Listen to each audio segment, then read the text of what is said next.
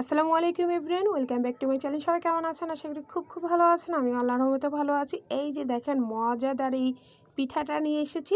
তো পিঠাটা কিন্তু একদম খুব ইউনিক একটা, আমি জানি না আগে কেউ করেছে কিনা।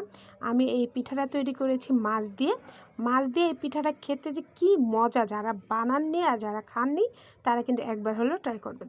তো চলেন কিভাবে বানাতে হয় দেখাই। এইখানে আমি পাঙ্গাস মাছ নিলাম। তো আমি কিন্তু ফ্রিজে মাছ রাখার সময় একদম লবণ দিয়ে ভালো করে ধুয়ে রেখে দিই। তো আমার এখানে একটু জরুরিভাবে দরকার ছিল, তাই আমি বরফ অবস্থায় এটারে লবণ দিয়ে একটু সিদ্ধ দিয়েছি। তো এই যে দেখেন সিদ্ধ করার পর আমি চুলাটা অফ করে দিলাম। আর এইখানে আমি গাজর কুচি, পেঁয়াজের পাতা, তারপর পেঁয়াজ, টমেটো কুচি নিলাম।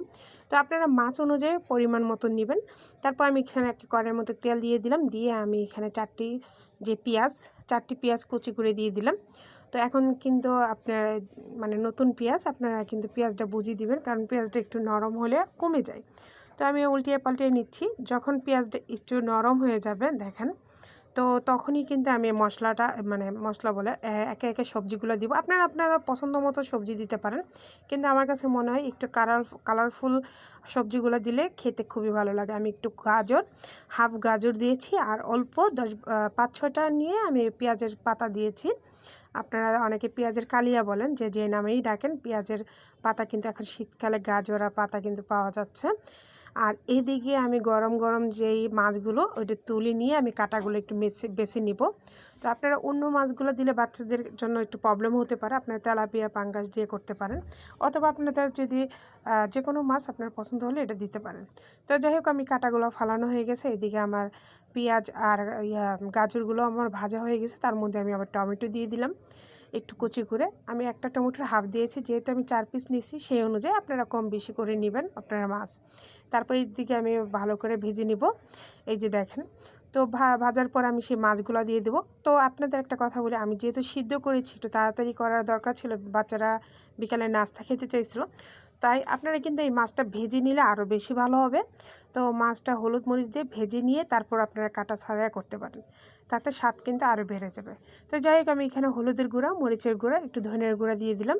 দিয়ে আমি আবার উল্টে পাল্টে দিয়েছি। আমি কিন্তু পানি দিব না, কারণ মাছটা যেহেতু সিদ্ধ করাই আছে, সেখানে পানি দেওয়ার কোনো মানেই আসে না। পানি দিলে একদম নরম হয়ে যাবে। তো আপনারা মিডিয়াম আঁচে এটা ভালো করে উল্টে পাল্টে ভাজি করে নেবেন। দেখেন, আমি কিন্তু উল্টে পাল্টে ভাজি করে নিয়েছি। তারপর এখানে আমি আবার একটু টেস্টি সল দিয়েছি। আপনারা কিন্তু টেস্টি সল দিতেও পারেন, নাও দিতে পারেন, এটা অপশনাল। তার মধ্যে কিন্তু আমি কিন্তু মশলার মধ্যে লবণও দিয়েছি। লবণটা অবশ্যই পরিমাণ মতো দেবেন। তো নামানোর একটু আগে আমি এখানে ধনেপাতা দিয়ে দিলাম 1 মুঠ পরিমাণ। আর ধনেপাতা দিলে কিন্তু এই পিঠাটার স্বাদটা অনেকটা গুণ বেড়ে যাবে। তো যাই হোক, এদিকে আমি চুলাটা অফ করে দিব এখন। তো এদিকে আমি একটু আটা নিয়েছি, আটার মধ্যে 1 চা চামচ লবণ দিয়েছি। লবণ দিয়ে আমি একটু মিক্স করে নিলাম, দেখেন চামচ দিয়ে ভালো করে। তারপর এখানে আমি তেল দিয়ে দিব। তেল দিয়েছি আমি 1 টেবিল চামচের মতন, দিয়ে আমি উল্টে পাল্টিয়ে নিব। আপনারা পোট অনুযায়ী যতটুকু হয়েছে ততটুকু অনুযায়ী আপনারা আটা নেবেন। তো আটা আমি এখানে 2 কাপের মতন নিয়েছি। নিয়ে আমি একটু তেল দিয়ে দিলাম। তেল দিয়ে মাখানোর পর আমি অল্প অল্প পানি দিয়ে এটা মিক্স করে নিচ্ছি। তো এই যে দেখেন, শক্ত হয়নি, নরম হয়নি, এরকম একটা ডো করে নিলাম আর কি। তো যাই হোক, এদিকে আমি এখন আস্তে আস্তে হাত দিয়েই বানাচ্ছি। আপনারা কিন্তু পিড়ি বেলুন দিয়েও পিঠাগুলো বানিয়ে, আপনারা যে সমুসা পিঠা, তারপর আপনারা যে কুলি পিঠাগুলো করেন ভিতরে নারকেল গোশ দিয়ে, তো ওই রকমই সেম করবেন আপনারা, শুধু মাছ দিয়ে। তো এই মাছ দিয়ে পিঠাটা আগে কখনো কেউ খেয়েছে কি না অবশ্যই আমাকে কমেন্ট বক্সে কমেন্ট করে জানাবেন। আর আমি কিন্তু ফার্স্ট টাইম এটা বানিয়েছি, আমার কাছে, আমার ফ্যামিলির কাছে অনেক ভালো লাগছে। আপনারা কিন্তু ট্রাই করতে পারেন। আর পিঠাটা দেখতে কতটা সুন্দর দেখেন, একদম ঝামেলা মুক্ত। আর এই শীতের মধ্যে কিন্তু পিঠাগুলো খেতে খুবই মজা। আমার ভিডিওগুলো ভালো লাগলে প্লিজ লাইক, শেয়ার, কমেন্ট এবং সাবস্ক্রাইব করতে একদম ভুলবেন না। পাশে থাকা বেল বাটনটা অল দিয়ে দিবেন, যেন সবার আগে আপনাদের কাছে চলে আসে। আর যারা ফেসবুক পেজ থেকে দেখতেছেন অবশ্যই আমার চ্যানেলটি একটু ফলো, একটু শেয়ার করে দিবেন। নতুনত্ব মানেই সুমাইয়া জামান। আপনাদের কাছে কিন্তু নতুন নতুন কিছু রান্না আমি নিজে তৈরি করে দিচ্ছি, খেতে কিন্তু অসাধারণ। একবার হলো ট্রাই করে দেখাবেন, আর আপনি ট্রাই করবেন। আর যদি ট্রাই করেন অবশ্যই আমাকে কমেন্ট বক্সে কমেন্ট করে জানাবেন।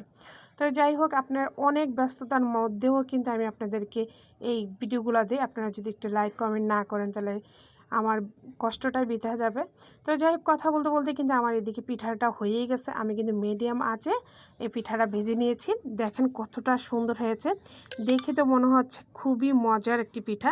খেতে কিন্তু আসলেও খুবই মজার ছিল। দেখেন ভাঙার পরে কতটা সুন্দর হয়েছে, আর খেতে মাশাআল্লাহ অনেক মজা হলো। একবার হলেও ট্রাই করবেন, আর ট্রাই করলে কিন্তু অবশ্যই জানাবেন। ঘরে মেহমান আসলেও কিন্তু এটা বানিয়ে দিতে পারেন, একদম অবাক হয়ে যাবে। তো আজকের মতন এখানে বিদায়, সবাই ভালো থাকবেন, গরম গরম পিঠাগুলো খেয়ে নিই। তো নেক্সট ভিডিওতে দেখা হবে। আল্লাহ হাফেজ।